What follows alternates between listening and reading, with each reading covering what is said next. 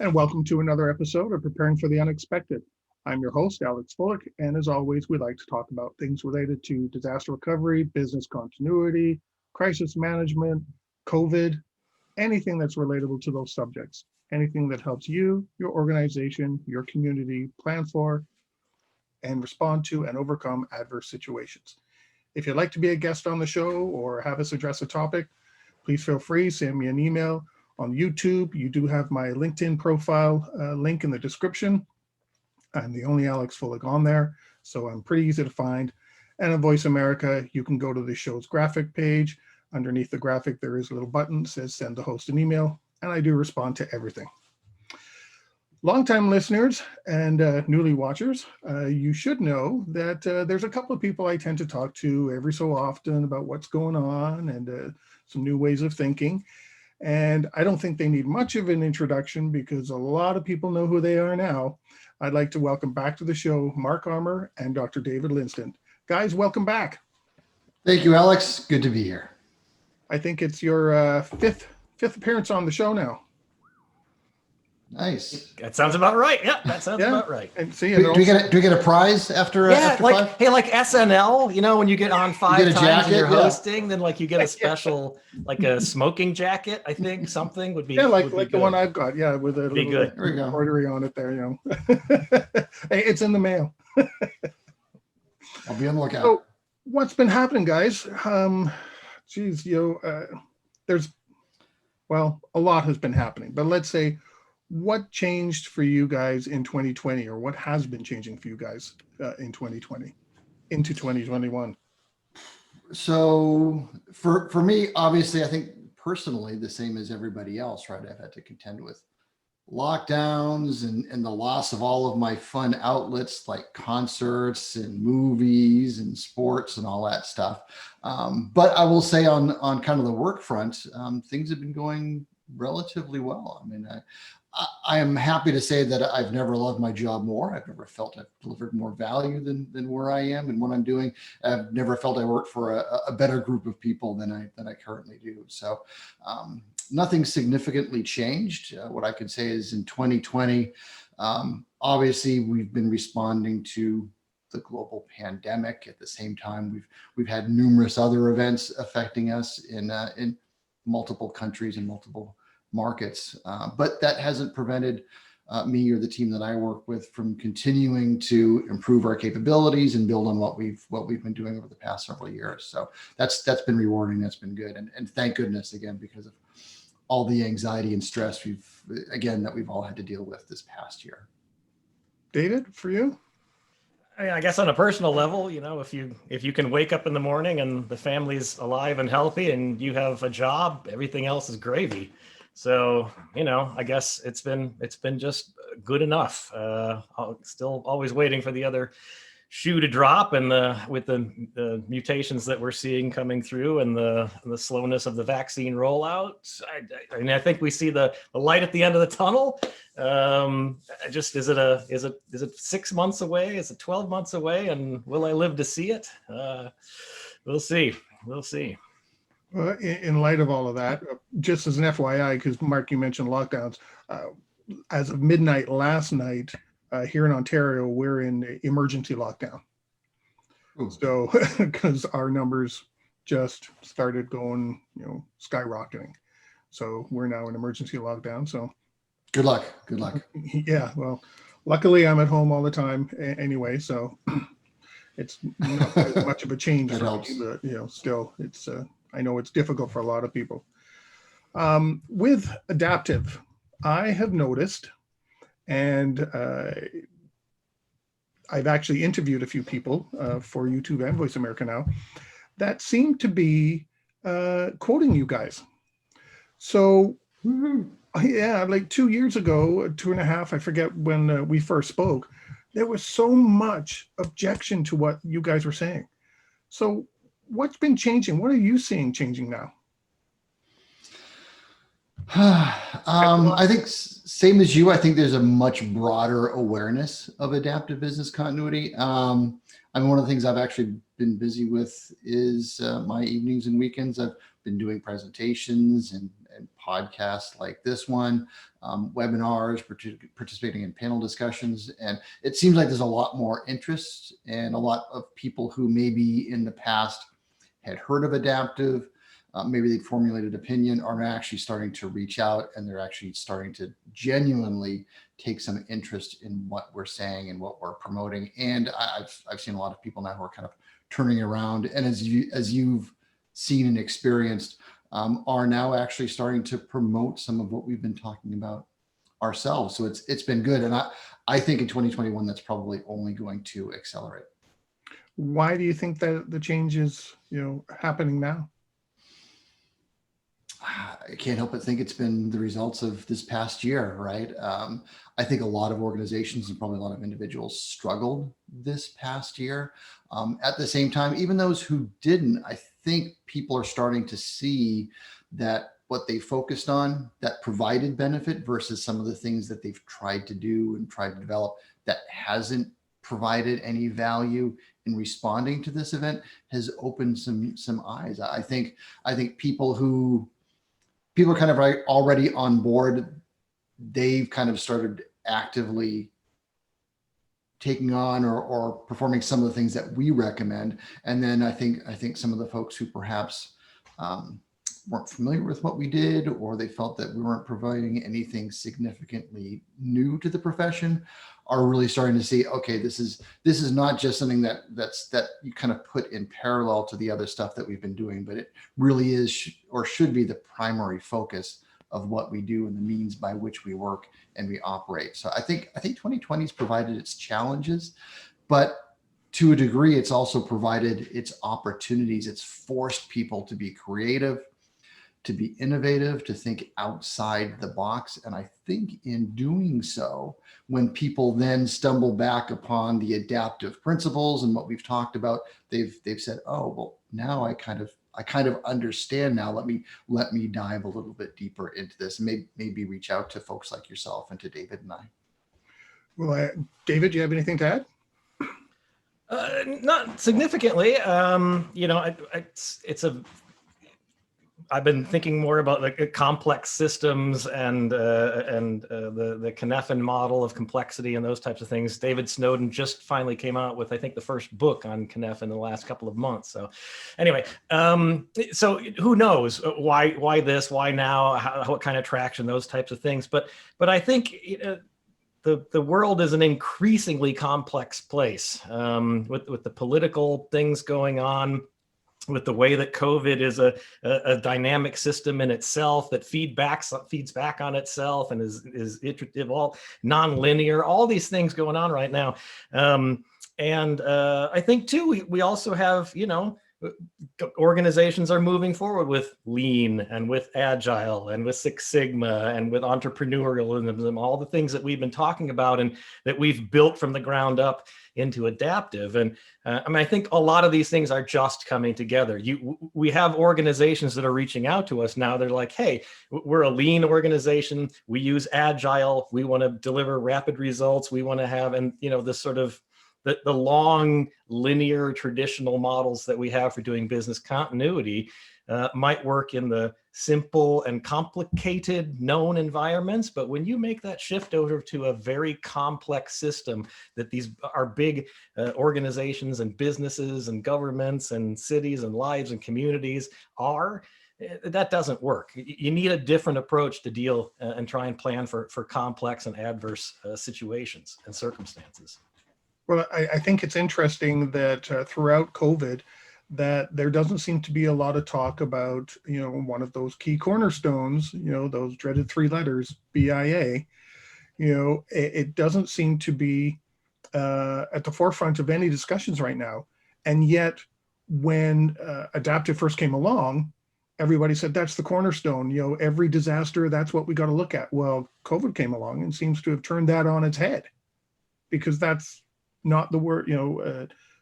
COVID is I don't want to say is the worst case scenario, but it's turned the worst case scenario up on its head because facilities are available, people are available, processes are still there, and yet the BIA was focused on, establishing what happens when one of those isn't there. Well, they're all there now. So what good was all that BIA stuff?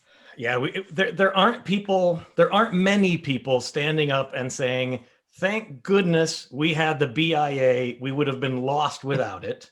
That's the first thing our executives went for. As soon as there was a crisis, they grabbed a copy of the BIA and went down. That wasn't there. And also, I don't think many people said, thank goodness we had big binder documents available to us. I mean, even we saw that the federal government apparently had done some very nice planning under the Bush administration and the Obama administration for a pandemic, and had some very nice playbooks and stuff, and they just weren't used. And so I think that's the interesting question. And this is, and Mark likes to talk about, this is sort of the first sort of global crisis that we've all had to respond to in the same kinds of situations and in different ways. It's the first big global business continuity experiment. I think people purposefully or not are looking back at the last year and going, okay, what worked? Yeah, what worked? Did the big plans work? Did the binders work? Did the documents work? And I think, Adaptive really tries to make that shift from stop thinking about the deliverables and the documents and the activities that have to be produced, and look at the capabilities. I wouldn't fault any organization by and large. I wouldn't fault most organizations for not having a pandemic plan, but you should darn well have had an approach that deals with the loss of locations and people and resources. And in this case, it was the first thing to go were the locations, and they went fast. And I don't think anybody thought that was what was going to happen. I know back in 2006, when we were doing the H5N1 planning, we all were planning on, a pandemic means loss of people. So we're planning loss of people, and not this one. No, we lost the buildings. So, yes, you should have had. And so getting rid of that focus from the documents and the deliverables to the capabilities. And right there, I think we have that big switch. And in thinking through, did we have the capabilities that we needed to address COVID? And some did and some didn't. And what were those? And can we double down on some of those? Can we get rid of other ones? How do we make it better? I'm gonna add on that. So I think the question when you posed it, Alex, is that COVID was different than anything that we've experienced before. And here's my belief in what I've seen and read.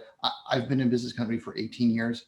Anytime there's been a major event, from September 11th to Hurricane Katrina in the US, to the earthquake, tsunami in Fukushima meltdown in Japan, the tsunami in Sri Lanka, wildfires or brush fires in Australia. We've learned these lessons, but those lessons have been learned in isolation in these small geographic regions. So these lessons have only been experienced by a handful of organizations. And what happens? A year later, these organizations are all being shouted down by all these other organizations that didn't go through that particular event and are still championing their traditional way of business continuity. Yeah. COVID has been global. We are all learning these examples. We're all learning these lessons together now. So we're going to come out of this, and no one's going to come around and say, oh, well, no. We should go back to the way we were doing things before, because everyone has experienced and learned from these lessons. And I don't think it's going to be, the organizations that go back to the way we were doing things are going to be very, very few and far between. So do you think that's going to change the business continuity industry, fundamentally, on the basic levels because of what we're going through? I guess it's kind of a loaded question, but, because of what we're going through, is it really going to change a lot? Do you think it'll change a lot going forward? It remains to be seen. I can't remember if it was discussing with you or somebody else. It's going to take more than just business continuity professionals and even business continuity leadership to change, right? The change is going to have to be driven by executives, CFOs, CIOs, the leaders of organizations to say, you know what we were doing before this didn't provide value. We want to see value, and we actually want to see benefit from the investment we're making in business continuity beyond simply making sure that internal audit or regulators are off our back. David, anything to? I'll just say I don't think. I mean, we're coming up on a year of having to deal with COVID, and I don't see. I've seen some changes from the BCI. I haven't seen any changes from DRI, but I don't see, boards of regulators and auditors and CFOs and plan people coming together. Like, there's got to be a better way. There had some of those conversations, but nobody's really standing up and going, wow, this was inefficient. This was ineffective. There needs to be a better, tighter, more efficient, rational way to plan for business continuity. I don't think that COVID alone are going to make those changes, but I think COVID and it has affected every single person on the globe by and large. This isn't just like, the executives are figuring out how to deal with a competitor, a new competitor in the market, or a disruptive technology, right? This is something that we can all share. So I feel like this and some other inputs into that whole system and into our industry might make those changes. Again, I think we're seeing some a coming together, a new formation of agile and lean and market disruptions and great complexities, and all of these things coming together, I think may have to change the way that we're doing business continuity, just because it's all changing the way we do business. Change is warranted based on what's going on. Sorry, I think professionals are going to change how they practice. Unfortunately, the standards take so long to change. ISO 22301 released their newest at the end of 2019, and that took 7 years. And if you compare it to 2012, the changes were pretty minimal. It took 7 years really just to modify some language. If that's the pace that we're going to make change, then it's going to be very slow in coming at a leadership and at a standards and practices level. It's going to have to be driven by professionals and by people outside the profession. Sometimes I think change is driven by the wrong people. You've got these organizations, DRI, BCI, and ISO, and so many others that aren't really the proper drivers for change. The drivers for change should be the organizations and the professionals themselves, but it tends to be the organization, no, I'm not ready for that yet. We're working on something else, and you just don't get what you want to happen as fast as you want it to happen. Yeah, sadly. And what Mark pointed out with, the prolonged, very damaging disasters of, like Mark said, like Fukushima and Christchurch and Hurricane Katrina and for those really big and prolonged ones. Mark's right. We have at least all the data available to learn from those and what matters. And here's what's going to be one of the challenges is some of those things turn out to be things that we've not typically talked about in business continuity. So one of the things from the research is pretty clear. The more capital an organization has in reserve, the better off they're going to be to recover from disaster.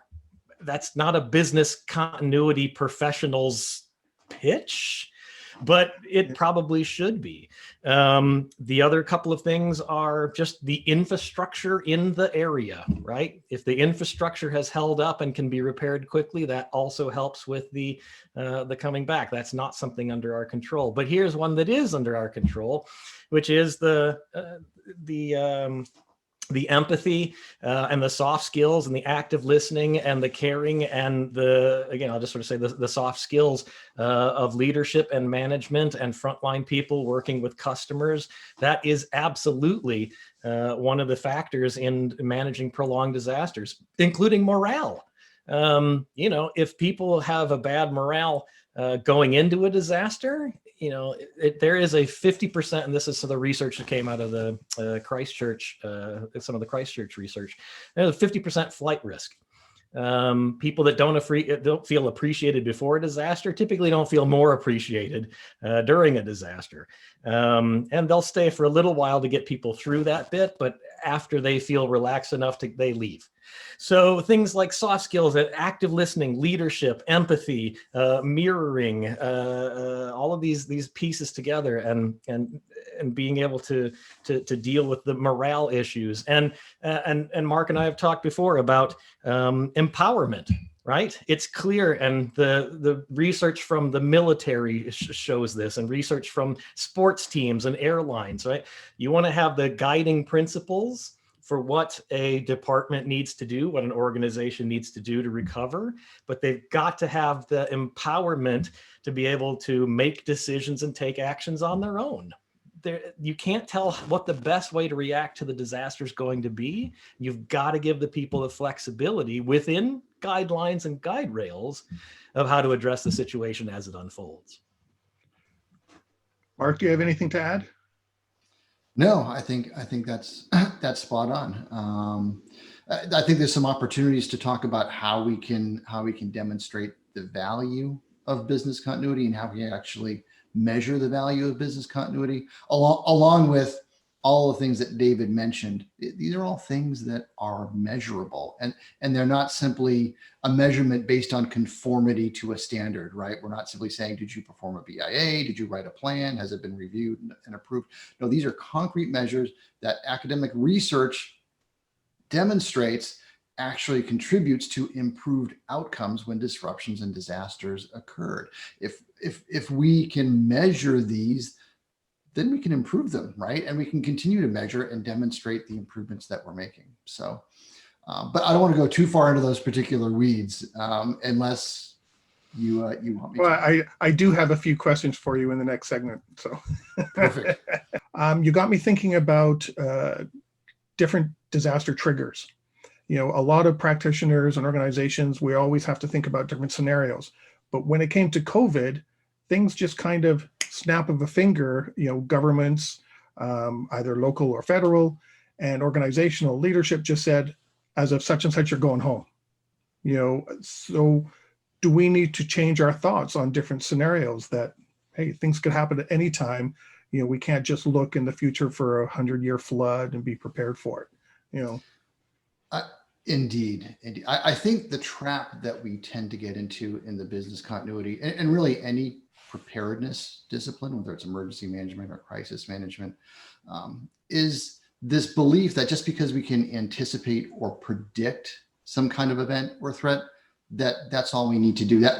We can understand the consequences and the impact of that event when it occurs. And that is not at all true. I mean, people talk about COVID-19 being a black swan versus a gray rhino. And that discussion, I believe, is irrelevant.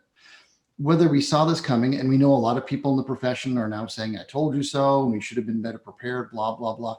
None of that really matters, because simply knowing that there is an event such as a pandemic or a tropical storm or a power outage or a terrorist event on the horizon doesn't give us the information that we actually need to be able to respond for the consequences of that event when it eventually materializes. And we are in a global, complex environment where there's all sorts of cascading effects and impacts from an event when it occurs, that it's almost impossible to even predict what those consequences are going to be and what we might have to do to react. The problem in business continuity is we focus solely on the organization and the impact of the organization. We're not considering, well, this event could affect our customers and our clients. And the result is it's going to affect their demand for our products and services. It's going to affect how they consume those products and services if we're, say, a restaurant or a retail store, right, reacting to COVID-19.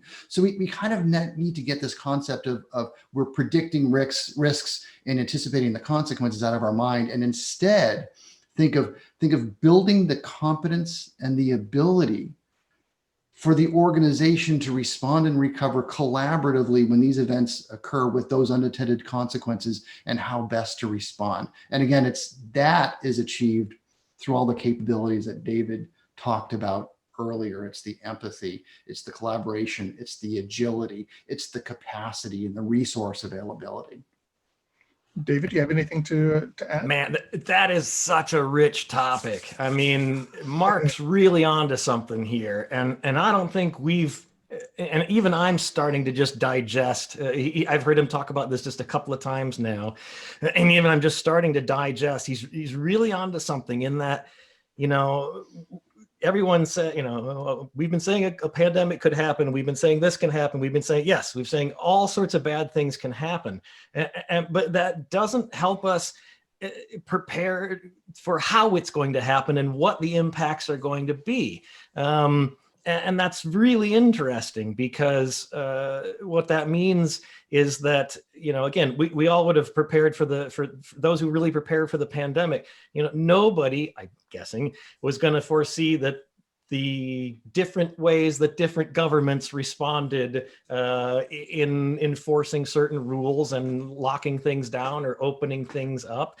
The sort of just the chaos of, well, this group says I can't do this. This group says I can, and this group says I should. And how should I do that? And all. But this is really interesting because what it points to is really once again trying to get away from, you know, there's probably some deep level of unpredictability about how a big disaster and a prolonged disaster is going to unfold, and you can't plan for that. You can't have a playbook for it.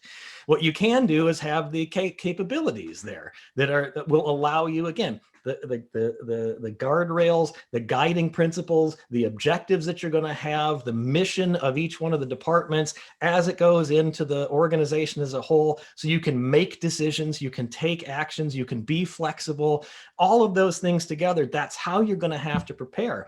And again, this is how the military does it, right? If we were going to go off into very adverse circumstances and go try and do something, you know, we're not going to plan every single step and expect it to happen in a linear fashion. What we're going to do is get the training, the capabilities, the resources that we need, right? The resources, the procedures, the competencies that I've got to have, and the guiding principles and the objectives that I need to get. And then let it go, because it's going to be those frontline boots on the ground people. And, you know, that's where we saw a lot of, not only was it the senior leaders that made a big difference in responding to COVID, but frontline people and the way that they came up with interesting and different ways to continue to service the customer. So this is really, I mean, we all need to think a little bit more about what that means, because I think Mark's onto something important here. And David brought up plans. I personally believe that our focus on plans and plan materials and documents and how we develop them has been completely off center. I actually believe that basing all of our work on the development of plans and setting the expectation that a set of procedures is going to get you through a specific disaster, it's not only wrong, it's counterproductive. So I think that's something that we need to significantly change with. Yeah. So this is something interesting too that Mark's been starting to talk about, which is, so here's a sort of a thought experiment. So to pick any department, right? Suppose let's just take HR because they're nice and diverse and they have an so take HR, and which position are they going to be better in if they think that there is a group of people somewhere who are going to know what to do in a disaster and who are going to come in and take care of them and tell them what to do?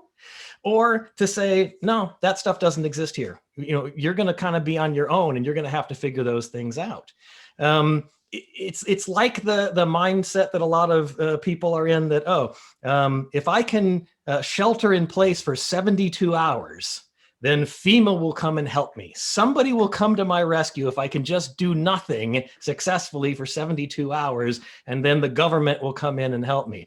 Well, that's not going to happen.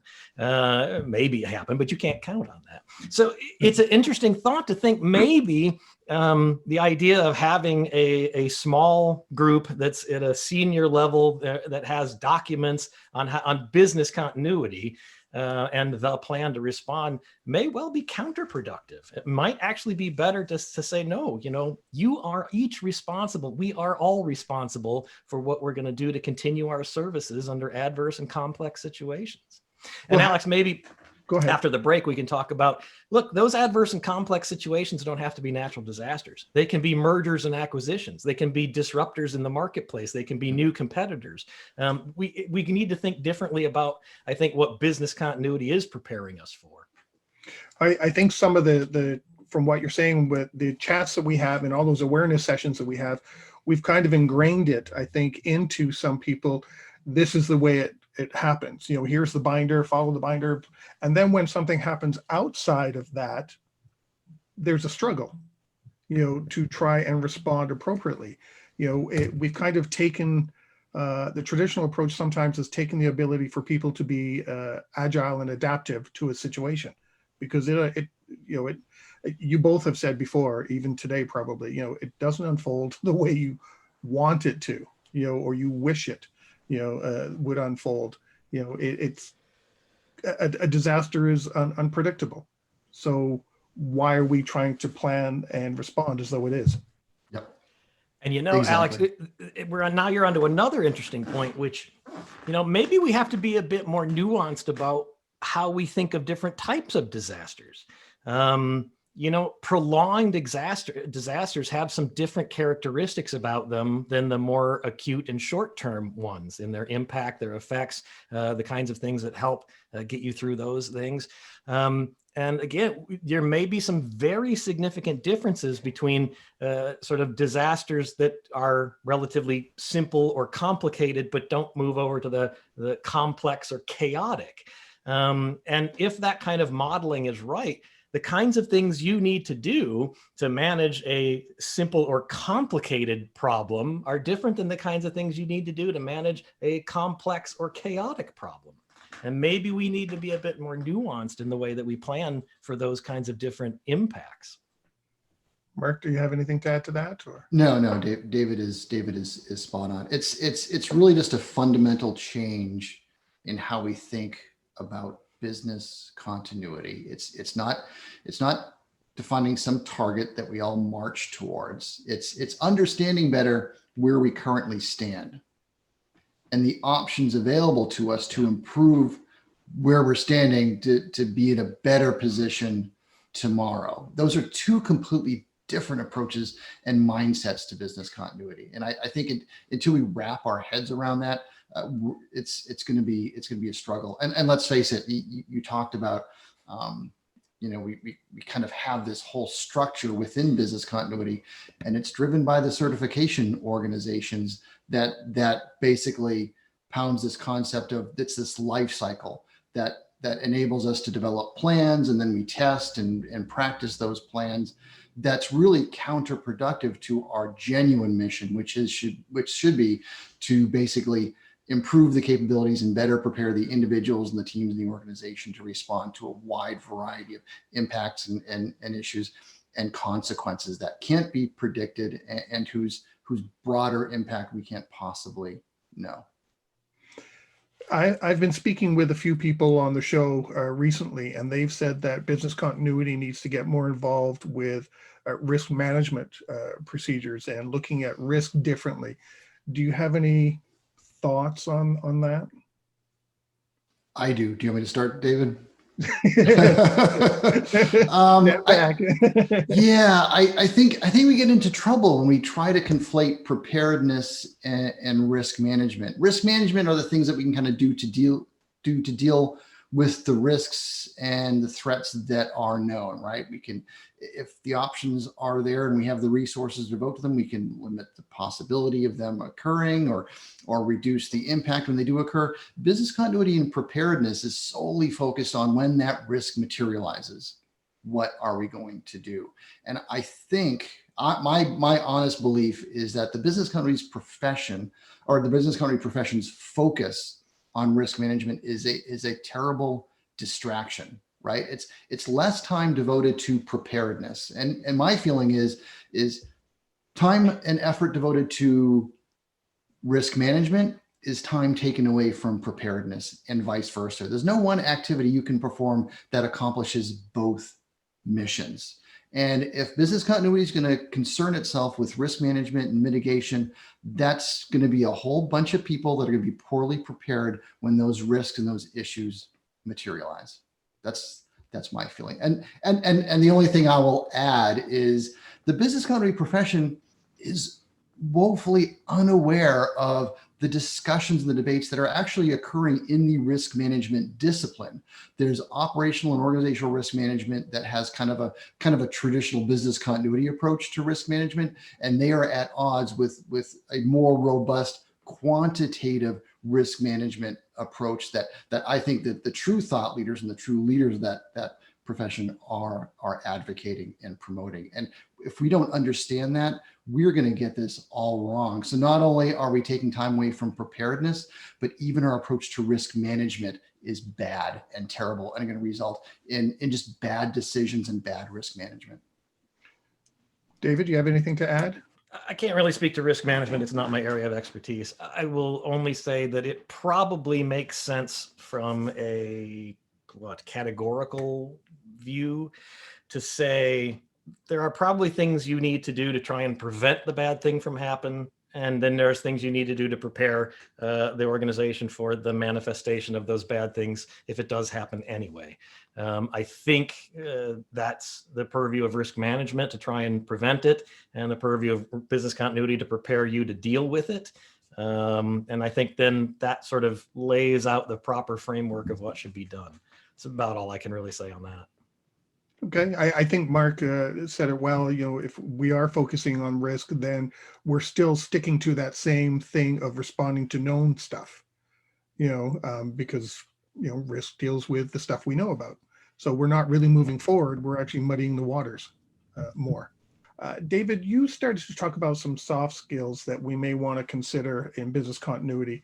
And with COVID especially, there's a lot of mental health concerns. And you kind of touched on that. So how do we consider that as something we need to look at as professionals? Yeah, okay. So, you couldn't make this up. So just today, new research came out from The Ohio State University that says fears related to COVID and mortality can derail many people from their work responsibilities. However, a new international study proves business leaders can not only alleviate some of this fear, but also increase community engagement, right? So here we have, this isn't, when we start talking about soft skills and being human beings and those things, we immediately go to, oh, this is touchy-feely stuff. This is bottom line financial impact we're talking about here. We're talking about keeping customers. We're talking about keeping products. We're talking about all the things that matter to a business. And what the research is very clear from prolonged disasters, especially, and again, the Christchurch and Hurricane Katrina, these research is there.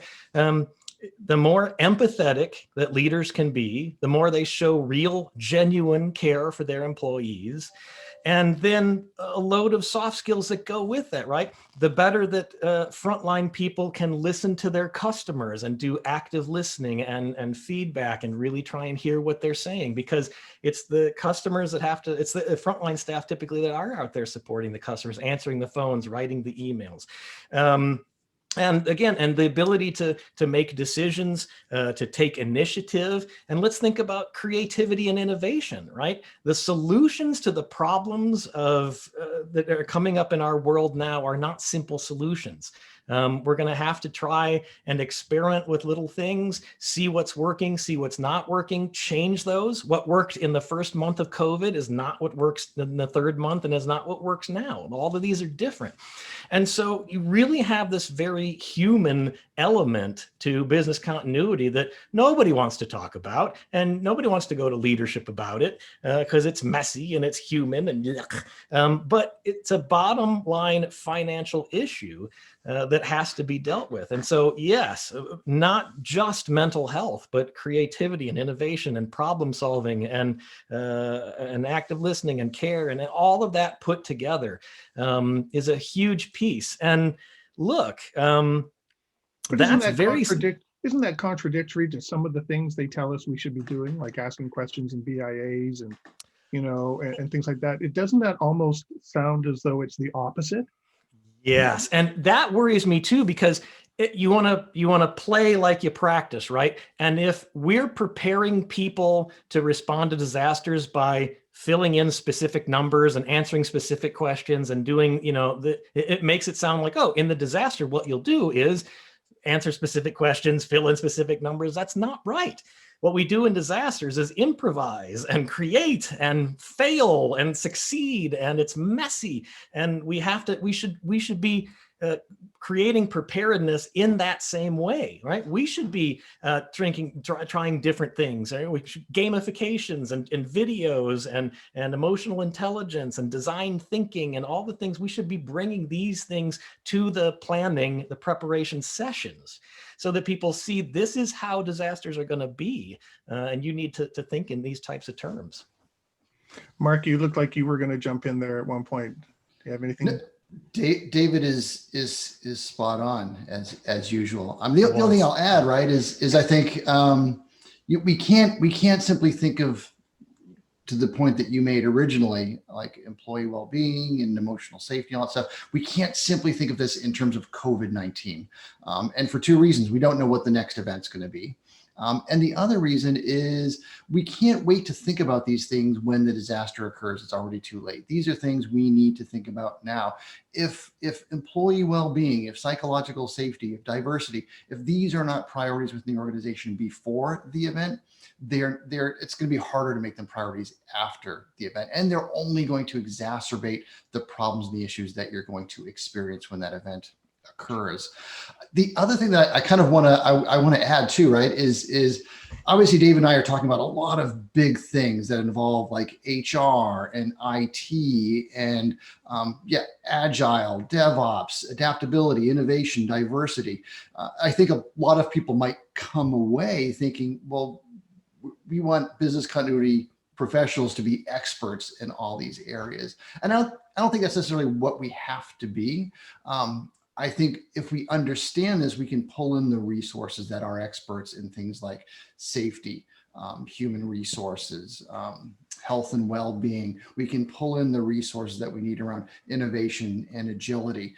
And really, I look at our job or our role as being drastically different than we've traditionally thought of it, right? Where we traditionally think of business continuity professionals as, well, we're the ones who develop the controls and help develop the strategies and help either develop the plans or provide the templates that those plans and procedures are based on. And we need to get that concept out of our head.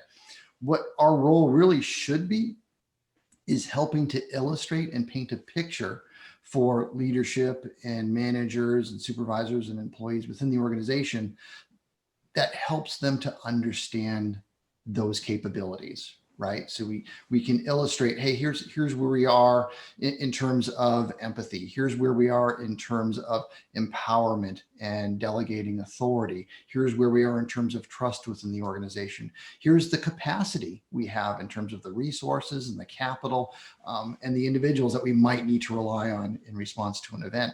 Now, leadership and management, they have the data to make informed decisions. Remember, going back to what I said before, which is this is about understanding where we currently stand and all of the avenues available to us that can improve where we stand and make us stand in a better position tomorrow. But it's really leadership that needs to make that decision, and they need to take ownership of that decision. So if their decision is, you know what, we really have low empathy, or we really don't have very much capacity, now they're making a decision that they're going to invest in the resources they need, or they're going to develop a program to improve that empathy. And now you can help support that, but there's obviously going to have to be people with expertise in that area to make those necessary improvements. You got me thinking of two points. I actually posted a video on that. We can't be everything to everybody, and I got I don't want to say hate mail, but I got a lot of comments back saying, hey, we have to know all this stuff. I'm going, nobody on the planet can know everything. So why are you saying that you do? To that point. The other one is office place work violence. It's happened before. So if something does happen, if all these people end up going back into the office, they've been stressed out, to David's point with mental health, they're stressed out. Now they've got to adapt to something different again, which could be a new trigger for something. So how come we have all these policies in place, with workplace violence and all this and that, but we actually don't have anything that responds to it? We're not really prepared for it. Believe it or not, we only have about 4 minutes left already.